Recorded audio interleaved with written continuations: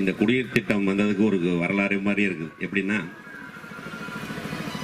நான் 15 ஆண்டு காலம் ஒன்றிய குழு உறுப்பினராக தாந்தோணி ஊராட்சியில் பணியாற்றி இருக்கிறேன். கரூர் தொகுதிக்கு உட்பட்ட பகுதி ஆண்டாங்கோயில் கிழக்கு மேற்கு. கரூர் ஒன்றியத்தில் 10 ஊராட்சிகள் மற்றும் நகராட்சி, 3 நகராட்சிகளை ஒருங்கிணைந்த பெருநகராட்சியாக இருக்கக்கூடிய பகுதி. எனக்கு மாண்புமிகு அம்மா அவர்கள் கரூர் தொகுதியில் போட்டியிடுவதற்கு ஒரு வாய்ப்பை கொடுத்து பல்வேறு போராட்டங்களுக்கு இடையில் உங்களால் வாக்களிக்கப்பட்டு கரூர் தொகுதியினுடைய சட்டமன்ற உறுப்பினராக தேர்ந்தெடுக்கப்பட்டு மாண்புமிகு அம்மா அவர்களால் போக்குவரத்து துறை அமைச்சராக்கப்பட்ட பிறகு தொகுதிக்குள்ளே வந்து பார்த்தோம்னா குடிநீர் பிரச்சனை மிகப்பெரிய ஒரு பிரச்சனையாக இருக்கிறது. நான் வந்தோடனே ஆச்சரியம், ஏன்னா 10 ஊராட்சிகளும் காவேரி கரையில் இருக்கக்கூடிய ஊராட்சிகள். தண்ணியே இல்லை. ஏன்னா என்ன பிரச்சனைன்னு வந்து பார்த்தோம். காவேரி கரையில் கிணறு போட்டாங்க. முதல்ல போட்டும்போது மணல் நிறைய இருந்தது, தண்ணி இந்த சைடு வந்தது. அப்போ கரையில் போட்ட கிணறுகள் அன்னைக்கு இந்த சூழ்நிலைகள் அது சமாளிச்சது. ஆனால் இன்னைக்கு அப்படி இல்லை, மணலும் இல்லை, தண்ணி பூரா அந்த சைடு போயிடுது. அதனால தண்ணியே இல்லாத ஒரு நிலைமை. 2.25 லட்சம் கியூசிக்ஸ் தண்ணி போய்கிட்டு இருந்தது. நான் நம்முடைய முன்னாள் லோக்சபாவுடைய துணைத் தலைவர் மாண்புமிகு அண்ணன் தம்பித்துரை அவர்களும் மாவட்ட ஆட்சித்தலைவர் எல்லாம் வேட்டமங்கலம் ஊராட்சியில் போய் நின்றுக்கிட்டு இருந்தா கரை மேலே தண்ணி வந்து கேட்கும்போது தண்ணி இல்லைன்னாங்க. தண்ணி இல்லையா எப்படின்னு கேட்டால் போர் தண்ணி தான், போர் தண்ணி உப்பு தண்ணியாக இருக்குதுன்னு சொன்னாங்க. அப்போ கேட்கும் பொழுது தான் எல்லாமே அப்படித்தான் இருக்குது. கிட்டத்தட்ட பெரும்பாலும் இருக்கிற ஸ்கீமுகள் முறைப்படுத்தப்படவில்லை. சின்ன ஊராட்சியில் 7 மோட்டர் ஓடுது. அன்றைக்கி நான் வந்து பார்த்துட்டு போனேன். அந்த ஊராட்சியில் என்ன இதுப்பா, நன்னியூர் தானே, நன்னியூர் ஊராட்சி 3000 மக்கள் தொகை கொண்ட ஊராட்சிக்கு 7 மோட்டர் ஓடுது. மாதம் 3.5 லட்ச ரூபா கரண்ட் பில்லுங்கிறாங்க. இதெல்லாம் வந்து ஒரு 7லேருந்து 6 பண்ணிட்டீங்களா, பரவாயில்ல, சந்தோஷம். ஒரு வரைமுறை இல்லாமல் ஒரு போட்டு மக்களுடைய வரி பணம் வீணா போகுது. இதையெல்லாம் ஒழுங்குபடுத்த வேண்டும் என்று பார்த்தோம்.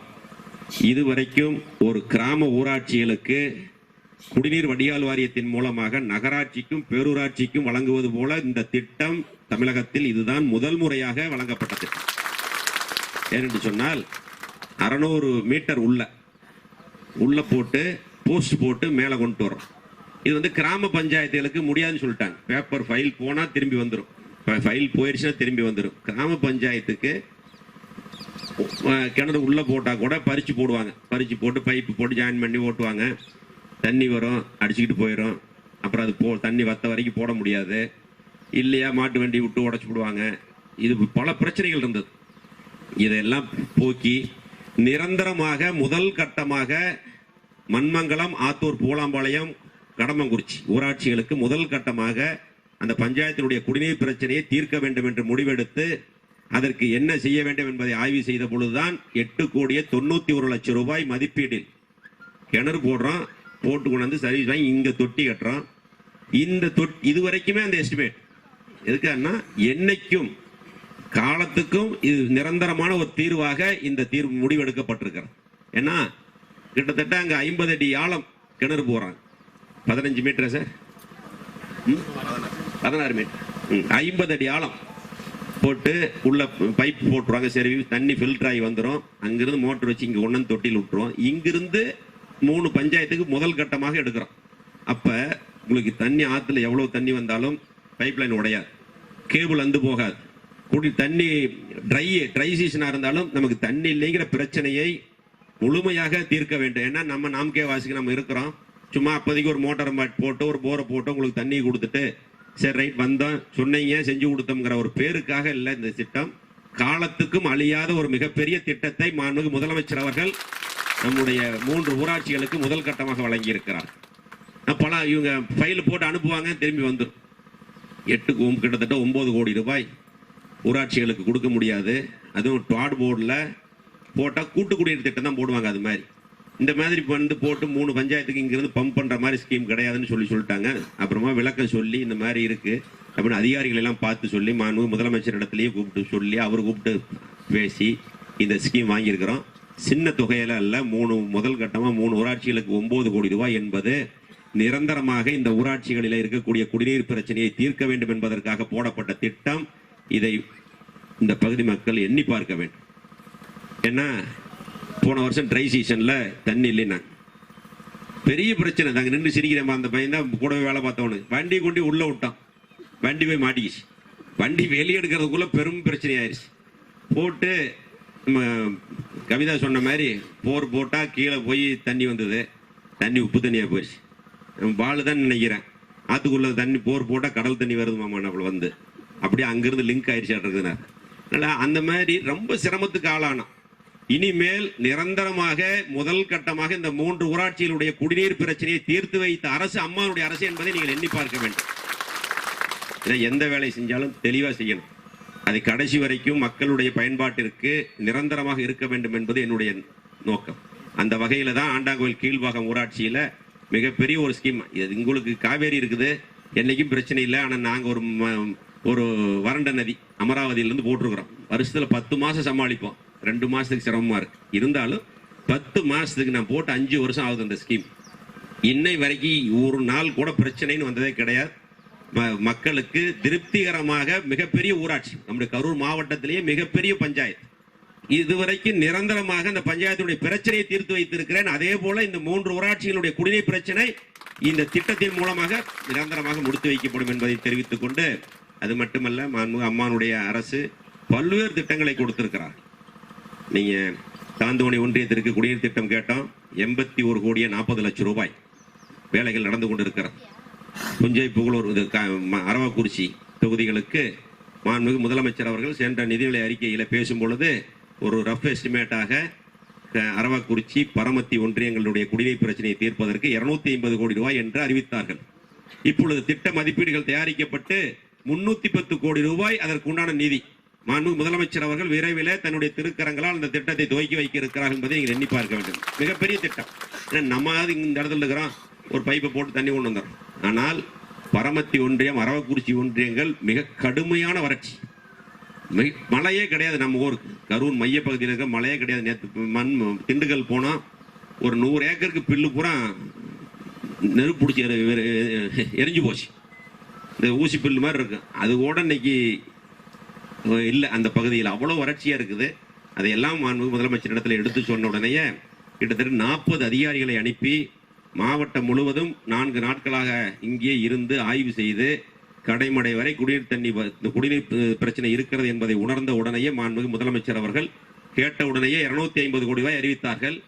திட்ட மதிப்பீடுகள் தயாரிக்கப்பட்டு 310 கோடி ரூபாய்க்கு அந்த திட்டத்தை செயல்படுத்த இருக்கிறோம். அதே போல இந்த புஞ்சை போலூர் வாய்க்கால் அந்த அக்கறையில இருக்கக்கூடிய வாய்க்கால் சீரமைப்பு பணிகள் நடைபெற்றுக் கொண்டிருக்கிறது. நான் போன வாரம் போய் பார்க்கும் பொழுது நம்ம வாய்க்கால சேர்த்துல உடனடியாக அதிகாரிகளை தொடர்பு கொண்டு சொன்ன உடனேயே 41 கோடி ரூபாய் திட்ட மதிப்பீடு என்று சொன்னார்கள். மாண்புமிகு முதலமைச்சருடைய அனுமதியோடு அந்த 41 கோடி ரூபாய் வேண்டும் என்று கொடுத்திருக்கிறோம். மாண்புமிகு முதலமைச்சர் அவர்களும் அதற்கு நிதியை ஒதுக்கி தருவதாக கூறியிருக்கிறார். அப்படி கொடுக்கும் பொழுது புஞ்சை புகழூர் வாய்க்கால் எந்த பிரச்சனையும் இல்லாமல் 41 கோடி ரூபாய் செலவில் சீரமைப்பு செய்யப்படும். அதே போல 96க்கு பிறகு இதுவரை குடிமராமத்து திட்டத்தில் காவேரி கரையில் இருக்கக்கூடிய நெரூர் வாய்க்கால், புஞ்சை புகழூர் வாய்க்கால், வாங்கல் வாய்க்கால் போன்ற பகுதிகளை தூர்வாரி அரசு அம்மானுடைய அரசு போன 3ஆம் வருஷமே தூர்வாரிட்டோம். குடிமராமத்து திட்டம் அறிவிக்கப்பட்டு விட்டது. விவசாயிகள் கோரிக்கை வைத்தார்கள். மாண்புமிகு முதலமைச்சரிடத்தில் சென்று சொன்ன குடிமராமத்து சொல்லி இருக்கிறோம், 100 கோடி ரூபாய் ஒதுக்கி இருக்கிறீங்க முதல் கட்டமாக, இது மாதிரி இப்போ வேலை பெண்டிங்னு சொல்றாங்கன்னு சொன்ன உடனேயே போட்டோ எடுத்து வச்சுக்கிட்டு அதிகாரிகிட்ட சொல்லிட்டு வேலையை ஆரம்பிச்சிருந்தார். இந்த மாமன் நடேசன் வந்து உட்காந்துருக்கார். நேரு இந்த மது எல்லாம் சேர்ந்து சொல்லி விவசாயிகளுக்கு தெரியும். 1 வருடத்திற்கு முன்னரே 20 லட்சம் ரூபாய்க்கு அந்த பணிகளை செய்து அப்பொழுதே கடைமடை வரை தண்ணீரை கொண்டு சென்றிருக்கிறோம். இன்னைக்கு வரைக்கும் கடைசி 1000 கியூசிக்ஸ் மேட்டூர்ல திறந்தாலும் இன்னைக்கு வரைக்கும் போகுது. இப்ப தூர்வாரிக்கிட்டு இருக்கிறோம். இந்த கவர்மெண்ட் பணம் தரல, அடுத்த வருஷம் தான் வருங்கிறாங்க. என் சொந்த பணம் தான் கொடுத்துக்கிட்டு இருக்கிறேன். வாரம் 2 லட்ச ரூபா வந்து கேட்டுட்டே இருக்காரு மாமன். எவ்வளவுமா? 17 லட்ச ரூபா வாங்கியிருக்காராம். எவ்வளவுன்னு தெரியல. சீட்டு கொடுப்பார், பசங்க கிட்ட கொடுத்துருங்கப்பான்னு சொல்லிடுவேன். இது வரைக்கும் 17 லட்சம் ரூபாய்க்கு எந்த அரசு நிதியும் கிடையாது. இன்னும் 5 லட்ச ரூபாய் வேணுங்கிறார். 22 லட்சமா? 22 லட்ச ரூபாய்க்கு சரியாயிருச்சு. அதிகாரிகளை கூப்பிட்டு கேட்டான். சார் ஒன்றும் இல்லை, வெறும் 3 லட்ச ரூபா இருக்குது சார், இது இப்போதைக்கு இவ்வளோதான் ஆகும், அடுத்த வருஷம் பார்க்கலான்ட்டாங்க. அடுத்த வருஷம் அவங்க எஸ்டிமேட் போட்டு போய் எப்போ வர தெரியல. இருந்தாலும் இதை போய் செய்யணுங்கிறது எதுக்காகன்னா வாய்க்கால் பூரா மூடி போச்சு. இப்படியே விட்டா தண்ணி கடைசி வரைக்கும் போகாது. புரியுதுங்களா? கோரிக்கை வைத்த உடனேயே செய்து கொடுக்கக்கூடிய அரசு அம்மாவுடைய அரசு என்பதை நீங்கள் எண்ணி பார்க்க வேண்டும். இன்னைக்கு எல்லா வாய்க்காலும் தூர் வர்றோம். 1000 கியூசிக்ஸ் விட்டு கரூர் மாவட்டத்தில் கடைமடை வரை தண்ணீர் வந்த வரலாறு இப்பதான் நடக்குது. இது நல்லா நினைச்சு பார்க்கணும். விட்டுட்டு போயிடலாம். விட்டுட்டு போயிட்டா பூரா செத்த செடி வந்து படர்ந்துருச்சு. வாய்க்காலே மூடி போச்சு. ஆகாயத்தாமரை அந்த கொடி வந்து மூடி போச்சு. அதனால சொன்ன அடுத்த நாள் வண்டி கொண்டு விட்டு வேலை செஞ்சிருக்கிறேன் சொந்த நிதியில இருந்து. அப்புறம் வர்ற அன்னைக்கு எவ்வளவு வருதோ கொடுக்குறாங்க, அது வேற சமாச்சாரம். இருந்தாலும் விவசாயிகளுக்கு தேவையான தண்ணீரை கடைசி வரை கொடுக்க வேண்டும் என்பதற்காகத்தான் நான் நீங்க ஓட்டு போட்டு நான் ஜெயிச்சேன். உங்களால் தேர்ந்தெடுக்கப்பட்ட பிரதிநிதியாக இருக்கிறேன். உங்களுக்கு அந்த பணிகளை செய்ய வேண்டும் என்பதற்காகத்தான் இந்த பகுதியினுடைய வளர்ச்சிகளுக்காக அத்தனை திட்டங்களையும் மாண்புமிகு முதலமைச்சரிடத்தில் கேட்டு பெற்றிருக்கிறோம். அதே போல மிகப்பெரிய ஒரு திட்டம் இங்கிருந்து சுமார் 4 கிலோமீட்டர்ல வருது. 500 கோடி ரூபாய் புஞ்சை புகழூர் பகுதியில் மாண்புமிகு முதலமைச்சர் 500 கோடி ரூபாயில கதவணையை கொடுத்த அரசு அம்மாவுடைய அரசு என்பதை நீங்கள் எண்ணி பார்க்க வேண்டும். அது வந்ததுக்கு அப்புறம் தான் அதனுடைய பலன் என்ன என்பது நமக்கு தெரியும். மாயனூர் போன்று 1 TMC தண்ணீரை தேக்கக்கூடிய வகையில் மிக பிரம்மாண்டமான கதவணை வர இருக்கிறது. பணிகள் எல்லாம் சாயல் டெஸ்ட் எல்லாம் முடிஞ்சிருச்சு. மிக விரைவில் மாண்புமிகு முதலமைச்சர் அவர்கள் அதற்கு அடிக்கல் நாட்ட இருக்கிறார்கள். அப்படி தண்ணீர் மேல 1 TMC தண்ணீர் தேங்கும் பொழுது இந்த பகுதியில் இருக்கக்கூடிய அனைத்து பகுதிகளுக்கும் தண்ணீர் இல்லை என்ற பிரச்சனையே இருக்காது. இன்னைக்கு பாத்தீங்கன்னா ஆத்துல 1000 தான் போகுது. ஆனா மாயனூர்ல 1 TMC நிறுத்தி இருக்கிறோம். ஃபுல்லா நிக்குது 1 TMC. அதனால அது மாதிரி நான் முதல்ல தடுப்பணை கேட்டேன். தடுப்பணை முடியாதுன்னு சொல்லிட்டாங்க அதிகாரிகள். உடனே ஆய்வு செய்து கதவணை போடும் பொழுது முதல்ல சுமார் ஒரு 250 கோடி வரும்னாங்க. முடியல, இன்னைக்கு கொடுக்க முடியாது, பணம் இல்லைனார். இன்னைக்கு 500 கோடி தான் கொடுக்குறார். அது மட்டுமல்ல, நம்ம இங்கிருந்து கீழே எடுத்தோம்னா நெரூர் ஒடுவந்தூர் இடையே அதே போன்று ஒரு கதவணை அமைப்பதற்கு திட்ட அறிக்கைகள் தயாரிக்க வேண்டும். குளித்தலை முசிறி இடையே இதே போன்ற ஒரு கதவணை அமைப்பதற்கு திட்ட அறிக்கைகள் தயாரிப்பதற்கு போன பட்ஜெட்ல 50 லட்சம் ரூபாய் ஒதுக்கி அந்த பணியெல்லாம் முடிவெற்றிருக்கிறது. அப்படி வரும் பொழுது ஃபாரஸ்ட் டிபார்ட்மெண்ட் வருதுன்னு சொல்லி மாண்புமிகு முதலமைச்சர் அவர்கள் அதிகாரிகளை அனுப்பி அவர் லோக்கல் மினிஸ்டர்கிட்ட கேட்டு கலந்து பண்ணுங்கன்னாங்க. இப்ப நெரூர்ல இருந்து 900 மீட்டர் மேல சர்வே பண்ணி முடிச்சிட்டாங்க.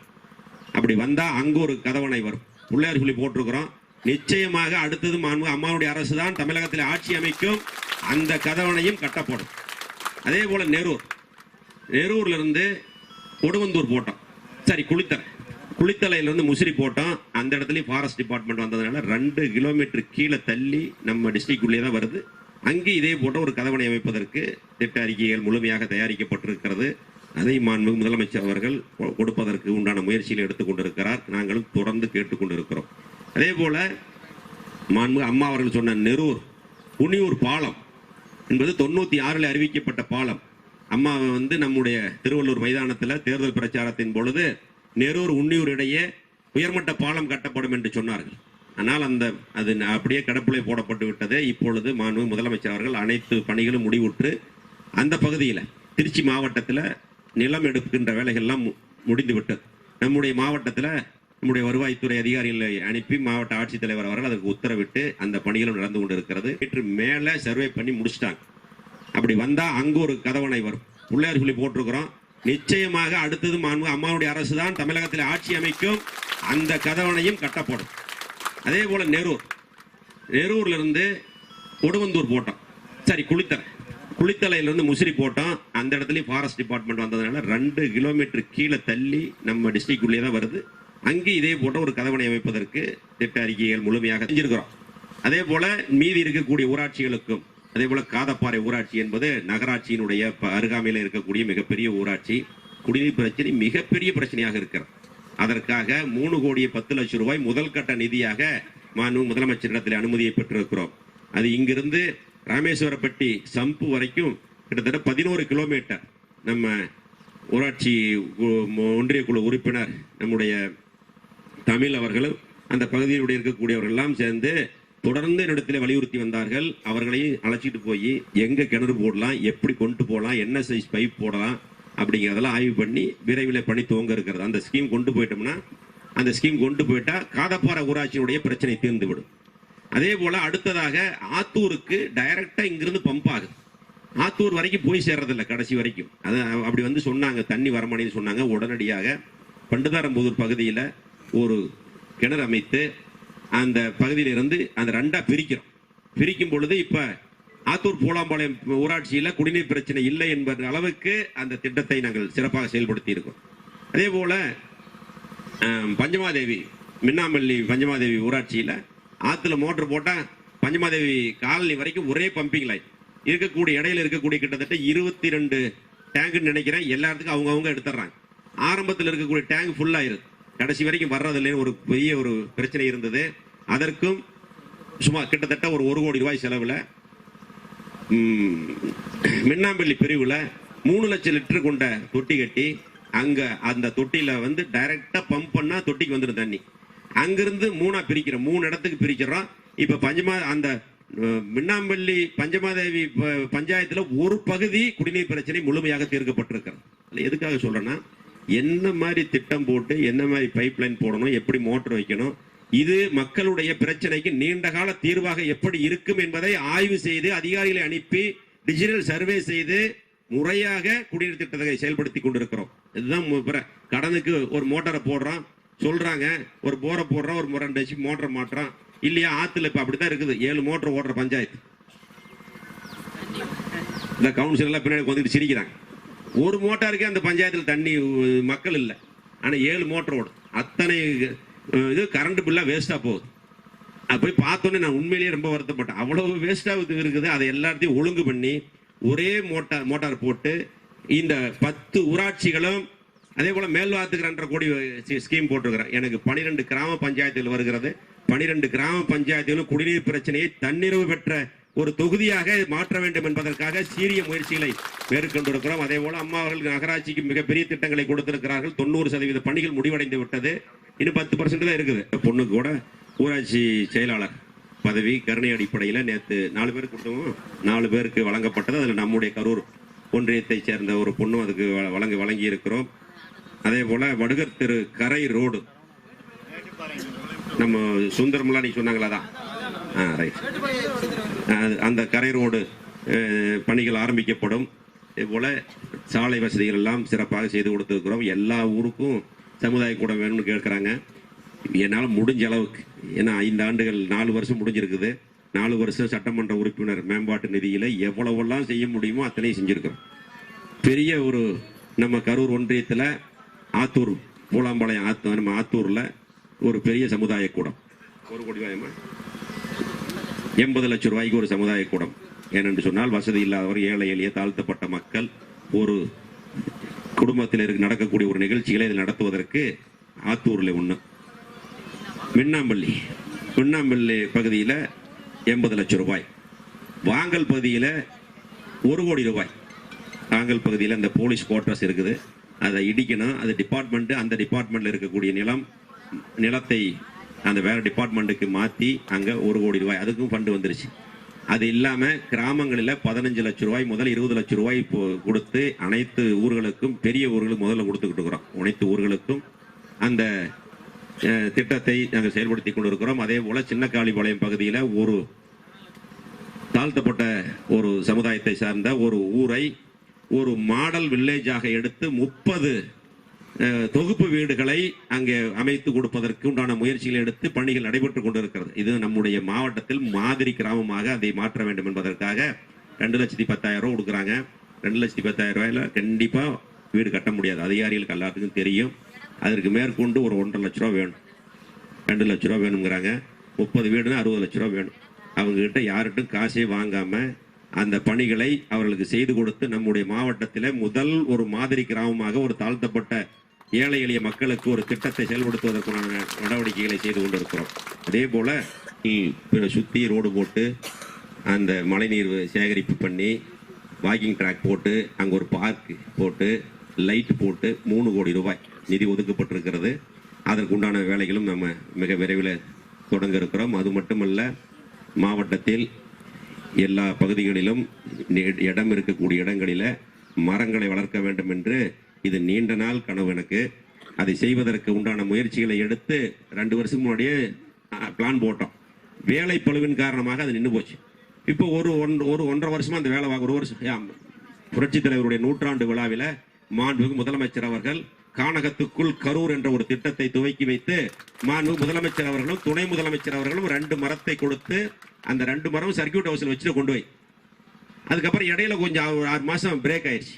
இப்ப ஆரம்பிச்சு மிக சிறப்பாக கானகத்துக்குள் கரூர் என்ற வகையில கிட்டத்தட்ட 14,000 மரக்கன்றுகளை நடுகின்ற பணிகள் மிக சிறப்பாக நம்முடைய பகுதியில் நடப்பட்டு அது நகர பகுதிகளிலும் நடப்பட்டு தொடர்ந்து மரம் நடுறது மட்டும் முக்கியம் இல்லை, தொடர்ந்து அதுக்கு தண்ணீர் கொடுத்து அந்த மரத்தை பாதுகாப்பதற்கு கூண்டு அமைத்து 2 வருஷம் காப்பாற்றணும். நான் வைக்கக்கூடிய மரம் 2 வருஷ மரம், 2 வருஷ மரம். இன்னொரு 1 வருஷம் முழுசா காப்பாத்திட்டோம்னா மரத்துடைய வேர்கள் அதிகமாக பரவிடுச்சுன்னா கொஞ்சம் தாக்கு பிடிக்கும். இப்ப தண்ணியை ஊத்த முடியல, மறுபடியும் பொருள் வண்டி வாங்கியிருக்கிறேன், 2 நாளைக்கு ஒருக்க ஊத்துறாங்க. என் தம்பிகிட்ட சொன்னேன், ஊத்த முடியாம இருக்குது, 1 வாரம் மாத்தி இன்னும் கொஞ்சம் கண்ணு வைங்கடான்னு சொன்னேன். சொல்ல 2 நாள் விட்டுட்டாவே 3ஆவது நாள் மரம் வாடுது அப்படிங்கிறாங்க. உண்மையிலேயே ஆர்வம் உள்ள சிலர் தண்ணி ஊத்திடுறாங்க, ஒரு சிலர் மரத்தை காய வைக்கிறதுக்குண்டான வேலைகளும் பார்க்கறாங்க. அது ரொம்ப ரேர். சுடுதண்ணி பிடிச்சி ஊத்திட்டாங்க 2-3 இடத்துல. அவங்களுக்கு புண்ணியம் அதுதான், பார்த்துக்குங்க. அதனால நல்லா பண்ணியிருக்கிறோம். இந்த பகுதியில் கிராமங்களில் அனைத்து பகுதிகளிலும் அந்த மரம் வளர்க்கின்ற திட்டத்தை கொண்டு வந்து சிறப்பான முறையில் நம் பகுதியில் அதை மரங்களை வளர்க்க வேண்டும். நம்ம வைக்கிறத பார்த்துட்டு புளி பார்த்துட்டு பூனை சூடு போட்டுக்குச்சான், புளிக்கு கோடு போடுற மாதிரி. அந்த மாதிரி 5 வருஷம் எம்எல்ஏ, 5 வருஷம் மந்திரி, 10 வருஷம் கவுன்சிலரு, அன்னைக்கெல்லாம் பிறக்காத நாண உதயம் இப்போ ஒருத்தருக்கு பிறந்து இப்போ ஒருத்தர் போட்டிக்கு வர வச்சுக்கிட்டு இருக்கேன். சந்தோஷம். நல்லது நடந்தால் அதை வரவேற்கிறேன், சந்தோஷமா செய்யட்டும். நம்ம அது வரவேற்கக்கூடிய திட்டம் தான். ஆமாம்மா, யார் வச்சாலும் சரி, யார் வச்சாலும் சந்தோஷம் தான். அன்னைக்கு பசங்களுக்கு வினாவிடை புக்கு கொடுத்தோம், அச்சம் தவிர என்று சொல்லி வினாவிடை புக்கு கொடுத்தோம். எவ்வளவு பேருக்கு கொடுத்தோம்? 4,000 பேருக்கா? 5,000 மாணவர்களுக்கு மரக்கன்றுகளை கொடுத்தோம், மகிழ மரக்கன்றுகளை கொடுத்தோம். அதில் 50% வெற்றி பெற்றாலே மிகப்பெரிய வெற்றி. மாணவர்கள் மத்தியில் ஒரு விழிப்புணர்வை கொண்டு வர வேண்டும் என்பதற்காக சொன்ன உண்மையிலேயே பசங்க ரொம்ப ஆர்வமா இருந்தாங்க. அது மட்டுமல்ல, நம்ம வைக்கிற மரம் என்னுடைய கால்குலேஷன் படி 99% ரிசல்ட் வேணுங்கிறதா முக்கியம்.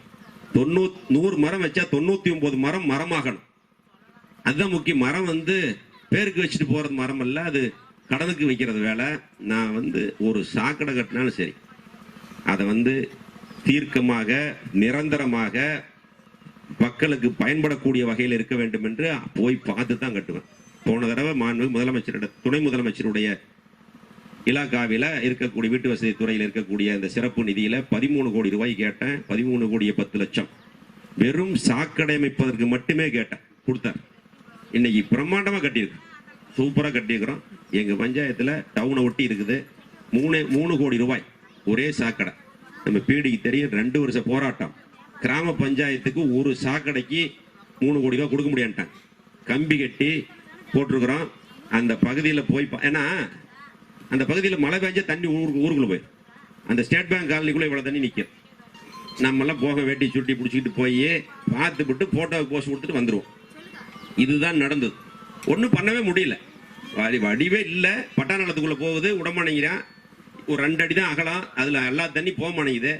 நாங்களே எவ்வளோ முயற்சி பண்ணி பார்த்தா ஆகலை. இதுக்கு நிரந்தர தீர்வு என்ன என்று பார்த்து 6 அடி அகலம் 6 அடி ஆழத்தில் எவ்வளோ தண்ணி வந்தாலும் சரி, மக்களுக்கு பாதிப்பு இல்லாத வகையில் 3 கோடி ரூபாய் செலவில் எங்களுடைய ஊராட்சியில ஒரே சாக்கடை கட்டி கொண்டு இருக்கிறோம். நிரந்தரமான தீர்வு. கரூர்ல 13 கோடியே 10 லட்சம் வேலை நடந்துகிட்டு இருக்குது. இப்ப கொண்டு போன 22 கோடி ரூபாய்க்கு மாண்புமிகு துணை முதலமைச்சர் இடத்துல ஒரு புக்கை போட்டு கொண்டு போனோன்னே கேட்டார், ஸ்கீம் கேட்டோன்னே இவ்வளவுக்கும் சாக்கடையாவான்னு கேட்டேன். நான் சொன்னேன், கரூர் நகராட்சி என்பது 3 நகராட்சிகளை ஒருங்கிணைத்து பெருநகராட்சியாக உருவாக்கப்பட்ட பொழுது அடிப்படை வசதிகளே இல்லை என்பதை போட்டோவோட எடுத்து வச்சு கொடுத்தேன். நேற்று பார்த்துட்டு கொடுத்துட்டார். அதிகாரிகளை கூப்பிட்டு இதை சாங்ஷன் பண்ணி கொடுங்கன்ட்டார். 22 கோடி ரூபாய் கரூர் நகராட்சிக்கு வடிகால் அமைப்பதற்கு மட்டுமே நிதிகளை பெற்றிருக்கிறோம். அதே போல ஜங்ஷன் டு பைபாஸ் அதே திட்டத்தில் முதலமைச்சர் துணை முதலமைச்சரிடத்திலும் முதலமைச்சரிடத்திலும் போய் சொன்ன உடனேயே கரூர் நகராட்சியில மிகப்பெரிய போக்குவரத்து நெரிசல் இருக்கிறது என்று சொன்ன உடனேயே அந்த புறவழி சாலை அமைப்பதற்கு 22 கோடி ரூபாய் நிதிகளை கொடுத்தார்கள். அந்த திட்டத்தின் கீழ் நிலம் கையகப்படுத்துவதற்கு நிதி இல்லை. ஆனால் கிட்டத்தட்ட 57 நில உரிமையாளர்களை அழைத்து பேசி அவரிடத்தில் இலவசமாக 2.5 கிலோமீட்டர் தூரத்திற்கு 40 அடி சாலை அமைப்பதற்கு நிலங்களை பெற்றிருக்கிறோம். ஒரு கமிட்டி அமைத்து 1.5 ஆண்டு காலம் அதற்காக முயற்சிகளை மேற்கொண்டிருக்கிறோம். அப்பொழுதும் 3 பேர் கொடுக்க மாட்டாங்க. 3 பேர் கொடுக்காம பிரச்சனை இருக்குது. அதுக்கு நிலத்தை கையகப்படுத்தி நகராட்சி நிதியில இருந்து நிலத்தை கையகப்படுத்துவதற்கு உண்டான வேலைகள் நடைபெற்றுக் கொண்டிருக்கிறது. அந்த ஜங்ஷன் டு பைபாஸ் சாலை முழுமை பெற்று மக்களுடைய பயன்பாட்டிற்கு வந்தால் கரூர் பகுதியில் பஸ் ஸ்டாண்ட் பகுதி, கோவை ரோடு பகுதியில் இருக்கக்கூடிய போக்குவரத்து நெரிசல் கிட்டத்தட்ட 50% போக்குவரத்து நெரிசல் குறையும். இதெல்லாம் எதுக்காக சொல்றேன்னா, இதெல்லாம் ஸ்கீம்ஸ், பார்த்து செய்யக்கூடிய திட்டங்கள். வந்தா ஏதோ இருக்கிற ரோட்டை போடுறோம், ஒரு பைப்பு கேட்கறோம் போட்டு கொடுக்குறாங்க, லைட்டு கேட்டால் போட்டு கொடுக்குறாங்க, மனு வாங்குறோம், அதிகாரிகிட்ட கொடுத்துட்டு போறோங்கிறதுனால கடைசி வரைக்கும் மனு வாங்கி என் ஆஃபீஸில் சீல் போட்டு நம்பர் போட்டு கடைசி வரைக்கும் ஃபாலோ பண்ணிடும். கலெக்டர்கிட்ட கொடுத்துருவோம் அந்த லிஸ்ட்டை, ஆகாத லிஸ்ட்டை கொடுத்து அத்தனை பேர்த்துக்கு செஞ்சு கொடுத்துருக்கிறேன். மாண்புமிகு முதலமைச்சர் அவர்கள் 100ஆண்டு விழாவில் மாவட்ட ஆட்சித்தலைவருடைய மாநாட்டில் 5 லட்சம் பேருக்கு முதியோர் உதவித்தொகை வழங்கப்படும் என்று அறிவித்த முதலமைச்சர் எடப்பாடியார் 5 லட்சம் பேருக்கு கொடுக்கிறோம்னார். உடனடியாக கிராமங்கள் தோறும் மனுக்கள் வாங்குகின்ற கூட்டங்களை போட்டு 35,000 மனுக்களை பெறப்பட்டு 23,939 மனுக்களுக்கு நடவடிக்கை எடுக்கப்பட்டு அனைவரையும் வரவழைத்து அந்த நம்ம திருவள்ளூர் மைதானத்தில் வைத்து நேரடியாக மனுக்களை தீர்வு காணப்பட்டது. அதில் 8,000 பேருக்கு முதியோர் உதவித்தொகை, விதவைகள் உதவித்தொகை பெற்றுக் கொடுத்த மாவட்டம் நம்முடைய கரூர் மாவட்டம். வழங்கிய முதலமைச்சர் எடப்பாடியார் அவர். இப்ப 8,000 பேருக்கு வாங்கிட்டோம். இப்ப 8,000 பேருக்கு மனு வந்துருச்சு, மறுபடியும் வாங்கணும். முதியோர் உதவித்தொகையை கொடுத்து கொண்டிருந்த மாவட்டம் கரூர் மாவட்டம். புள்ளி விவரத்தை எடுத்துட்டு போனோடனே முதலமைச்சர் சொன்னோடனே தொகுதிக்கு 2,000, உனக்கு 8,000 போ அப்படின்னார். 8,000 கொடுத்துட்டேன், என்ன வேணும்னு. அவ்வளவுதானப்பா, மற்றவங்களுக்கு கொடுக்க வேண்டாமான்னார். நான் எடுத்து காமிச்சேன். எல்லா மாவட்டத்திலையும் பாப்புலேஷன் என்ன பர்சன்டேஜ் படி ஓஏபி கொடுக்குறாங்க, எங்களுக்கு என்னன்னு பாருங்க, எங்களுக்கு இன்னும் நிறைய வேணும்னு. சரி 4,000 போதுமானார். இன்னும் 8,000 வேணும்னு. சரி கொடுக்குறோம்ட்டார். அதனால் இன்னும் 8,000 பேருக்கு தகுதியானவர்களுக்கு முதியோர் உதவித்தொகையும் விதவைகள் உதவித்தொகையும் வழங்கப்படும். 1,000 ரூபாய்ங்கிறது நமக்கு வேணா சின்னதா இருக்கலாம். ஆனால் அந்த சூழ்நிலையில, வயதான சூழ்நிலையில, கணவனை இழந்த சூழ்நிலையில அவர்களுக்கு அந்த 1,000 ரூபாய் உதவி என்பது மிகப்பெரிய ஒரு உதவியாக இருக்கும். அதையெல்லாம் கருத்திலே கொண்டுதான் புரட்சி தலைவி அம்மா அவர்கள் 500 ரூபாய் முதியோர் உதவித்தொகை 1,000 ரூபாய் உயர்த்தி வழங்க வேண்டும் என்று சொல்லி அத்தனை பேர்களுக்கு தொடர்ந்து 1,000 ரூபாய் கொடுத்து கொண்டிருக்கிறோம். இப்பொழுது 5 லட்சம் பேர், இதுவரைக்கும் கிட்டத்தட்ட ஒரு 3 லட்சம் பேர் கொடுத்துருக்காங்க. இப்போ 8,000 பேர் இன்னைக்கு கலெக்டர் சார் சொல்லிட்டேன், போட்டு அனுப்புங்க ஃபைல, சீக்கிரமா சேங்ஷன் வாங்கிக்கலாம் நம்ம முன்னாடியே அப்படின்னு. இன்னும் 8,000 பேருக்கு வாங்கி கொடுக்குறோம். எதுக்காகனா, இதெல்லாம் ஒரு சில மாவட்டங்கள்ல இவ்வளவுலாம் வரல. நம்ம எல்லா பக்கம் வாங்கினதுனாலதான் தகுதியானவங்களுக்கு மாசம் 1,000 ரூபாய் வாங்கி கொடுக்குறோம். அதனால இதையெல்லாம் நீங்கள் எண்ணி பார்க்க வேண்டும். மாண்புமிகு புரட்சி தலைவி அம்மா அவர்கள் தமிழகத்தில் கிராமப்பகுதியில் இருக்கக்கூடிய ஏழை எளிய மக்களுடைய வாழ்வாதாரத்திற்காக தன் வாழ்நாள் முழுவதும் அர்ப்பணித்த தலைவி அம்மா. இன்னைக்கு இல்லைனாலும் இன்னைக்கு தமிழகத்துடைய முதலமைச்சர் அத்தனை திட்டங்களையும் தொடர்ந்து செயல்படுத்தி கொண்டிருக்கிறார். எதையும் இல்லைன்னு சொல்லு. நம்முடைய மாவட்டத்திற்கு கேட்டதையெல்லாம் கொடுத்த முதலமைச்சர் எடப்பாடியார் அவர். நீங்களா வந்திருப்பீங்கன்னு நினைக்கிறேன். மெடிக்கல் காலேஜுக்கு வந்து பார்த்துட்டு போனவங்க அத்தனை பேரும் ஆச்சரியப்படுகின்ற வகையில மிக பிரம்மாண்டமான முறையில தமிழகத்திற்கு எடுத்துக்காட்டாக நம்முடைய மெடிக்கல் காலேஜ் இருக்கு. மாண்புமிகு முதலமைச்சர் பார்த்துட்டு போயிட்டு, மாண்புமிகு மக்கள் நல்வாழ்வுத்துறை அமைச்சர் அவர்களும் பார்த்துட்டு போயிட்டு, இனிமேல் கட்டக்கூடிய மெடிக்கல் காலேஜ் எல்லாமே கரூர் மாடல் தான் சொல்லிட்டு போயிட்டாங்க. கரூர் மாடல் தான். இந்த மாடல், இந்த டைப் டிசைன் வந்து ஆர்கிடெக்ட் கொடுத்து பெங்களூர்ல கொடுத்து டிசைன் பண்ணோம். நானும் அந்த தம்பித்துறை அவர்களும் உட்கார்ந்து அதிகாரிகளை வச்சு ஒரு தடவை 2 தடவை இல்லை, ஒரு 10 தடவை ஆல்டர் பண்ணி கொடுத்துருக்கிறோம். இதுவரைக்கும் தமிழகத்தில் ஒரு மெடிக்கல் காலேஜில் அண்டர் கிரவுண்ட்ல கார் பார்க்கிங் 300 கார் பார்க்கிங் இருக்கக்கூடிய வசதியுடன் கூடிய ஒரு மெடிக்கல் காலேஜ் இருக்குதுன்னு சொல்லி சொன்னா அது கரூர் மட்டும்தான், வேற எங்கேயும் கிடையாது. போய் பார்த்தா மண்ணை கொட்டிக்கிட்டு இருந்தாங்க. ஏன்னு கேட்டா இது ஃபில் பண்றோம். நாங்க நிறுத்திட்டு அன்னைக்கு நிறுத்திட்டு திருப்பி 40 கோடி ரூபாய் வாங்கி கொடுத்தேன். வாங்கி கொடுத்து ஃப்ளோர் போட்டு கீழே பார்க்கிங் போட்டேன். ஏன்னா நாளைக்கு அதுல வேலை செய்யக்கூடிய மருத்துவர்கள், அதிகாரிகள் யாரா இருந்தாலும் சரி, உள்ள கொண்டு காரை நிறுத்திட்டாங்கன்னா அவங்களுக்கு பிரச்சனையே இருக்கக்கூடாது. ஏன்னா வெளியில் நிறுத்தினா வரக்கூடிய நோயாளிகளுக்கு சிரமமா இருக்கு, இடைஞ்சலா இருக்குங்கிறதுக்காக அது மாதிரி பண்ணோம். இப்ப ஒரு சரித்திர சாதனையாக மாண்புமிகு முதலமைச்சர் அவர்கள் இந்திய அரசு அறிவித்திருந்த கூடிய 72 மருத்துவக் கல்லூரி அறிவித்தார்கள். இந்திய மக்கள் தொகையை கணக்கெடுத்து இந்தியாவிலே மருத்துவருடைய பற்றாக்குறையை போக்க வேண்டும் என்பதற்காக மத்திய மாநில அரசோடு இணைந்து 72 மருத்துவக் கல்லூரிகள் வழங்கப்படும் என்று மாண்புமிகு பாரத பிரதமர் நரேந்திர மோடி அவர்கள் அறிவித்த உடனேயே முதலாக 11 மருத்துவக் கல்லூரிகளை பெற்றுக் கொடுத்த முதலமைச்சர் எடப்பாடியார் அவர். இது வேற எங்கேயும் நடந்தது கிடையாது. சும்மா வாய்களையே திமுக காரன் பேசிட்டு வேணா போலாம், பேசுறதுக்கு வேணா நல்லா இருக்கு. அது எங்குமே அம்மா அவர்கள் இருக்கும்போது சொன்னார்கள், வருடத்திற்கு ஒரு மாவட்டத்திற்கு ஒரு மருத்துவக் கல்லூரி என்று சொன்ன தலைவி, புரட்சி தலைவி அம்மா அவர்கள். அந்த வகையிலே தான் கரூருக்கு மருத்துவக் கல்லூரியை கொடுத்தார்கள். ஆனால் சில பேர் சுயநலத்திற்காக தனக்கு வேண்டிய இடத்தில அந்த மருத்துவக் கல்லூரி அமைக்க வேண்டும் என்று சொல்லி போராடினார்கள். அம்மா அவர் இருக்கும் பொழுது அதை மாற்றிவிட்டார். மாற்றி இன்னைக்கு கரூரின் மைய பகுதியில் அனைத்து மக்களும் பயன்பெறுகின்ற வகையில் மருத்துவக் கல்லூரி அமைத்திருக்கிறோம். 11 மருத்துவக் கல்லூரிகள் தொடர்ந்து. நேற்று கூட திண்டுக்கல்ல பூமி பூஜை போட்டா நம்ம பில்டிங் அப்படியே சேம், அப்படியே அதே மாடல்ல கட்டுறாங்க. 11 மருத்துவக் கல்லூரி மட்டுமல்ல, மருத்துவ ஆராய்ச்சி கழகம், டெல்லியில இருக்கக்கூடிய எய்ம்ஸ் மருத்துவமனை, தென்னிந்தியாவில மதுரையில 1500 கோடி ரூபாய் செலவில் எய்ம்ஸ் மருத்துவமனையை பெற்றுக் கொடுத்த அரசு அம்மாவுடைய அரசு. நீ எல்லாம் நன்றியோட நினைச்சு பார்க்கணும். என்னன்னா, அம்மா இருக்கையில சொல்லி கோரிக்கை வச்சாங்க டெல்லி கவர்மெண்ட்ல, எங்களுக்கு எய்ம்ஸ் வேணும்னு சொன்னாங்க. அம்மா இருக்கும் பொழுது வரைக்கும் போராட்டம். அதுல செங்கிப்பட்டி ஒரு இடம், பெருந்துறை, மதுரை போன்ற இடங்கள் எல்லாம் தேர்வு செய்யப்பட்டன. இன்னைக்கு மதுரை ஃபைனல் பண்ணி பூமி பூஜைகள் போட்டு பணி ஆரம்பிக்க இருக்கிறது. ஆனா திமுக காரன் சொல்றேன், எய்ம்ஸ் மருத்துவமனை சொன்னாங்க ஆரம்பிக்கும். எல்லா வேலையும் முடிஞ்சிருச்சு, பேப்பர் ஒர்க் ஆரம்பிச்சு தான் வேலை ஆரம்பிப்பாங்க. அதனால எதையாவது குறை சொல்ல வேண்டும் என்று சொல்லிக் கொண்டிருப்பவர்களுக்கு நாம் பதில் சொல்ல வேண்டிய அவசியம் இல்லை. மக்கள் இருக்கிறார்கள், மக்களுக்கான அரசாக இதையும் புரட்சி தலைவி அம்மாவுடைய அரசும் மாண்புமிகு தமிழகத்தினுடைய முதலமைச்சர் அவர்களும் சிறப்பாக செயல்பட்டுக் கொண்டிருக்கிறார் என்பதை நேரத்தில் அன்போடு தெரிவித்துக் கொண்டு, எதுக்காக இவ்வளவு சொல்றேன்னா, இந்த திட்டங்கள் எல்லாம் சும்மா கடனுக்கு வந்து வர்றதில்ல. உட்கார்றோம், அதிகாரிகள் வர சொல்றோம், இந்த பிரச்சனையை நிரந்தரமாக எப்படி தீர்க்க வேண்டும் என்று மீட்டிங் போட்டு நமக்கு தெரியும் ஸ்கீம் எப்படி போடலாம்னு தெரியாதனால நம்ம செய்யறோம். இல்ல இன்னைக்கு எத்தனை பக்கம் இப்படி இது மாதிரி உட்கார்ந்து பண்ணி இந்த மாதிரி பண்ணணுங்கிறத பண்றாங்க. அதெல்லாம் கிடையாது. இதெல்லாம் நிரந்தரமாக மக்களுடைய பயன்பாட்டிற்கு இருக்கக்கூடிய திட்டங்கள் என்பதை இந்த நேரத்தில் அன்போடு தெரிவித்துக் கொண்டு, இந்த சிறப்பான ஒரு நிகழ்ச்சியை காவேரி கரையில ஊருக்குள்ளதான் மீட்டிங் போடுவாங்க பார்க்கணும்.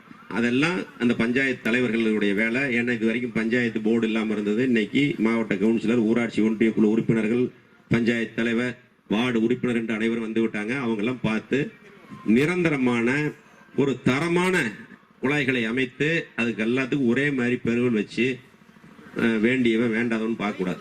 ஜெயிச்சதுக்கு அப்புறம் எல்லாரும் ஒண்ணுதான். பெருவல் வச்சு ஒரே மாதிரி தண்ணிய சீரான குடிநீரை அனைவருக்கும் வழங்குவதற்குண்டான ஏற்பாடுகளை உள்ளாட்சி நிர்வாகம் செய்து கொடுத்தால் என்னைக்கும் பிரச்சனை இல்லாத ஒரு பிரச்சனையா திட்டமாக இந்த திட்டம் அமையும் என்பதை நேரத்தில் அன்போடு தெரிவித்துக் கொண்டு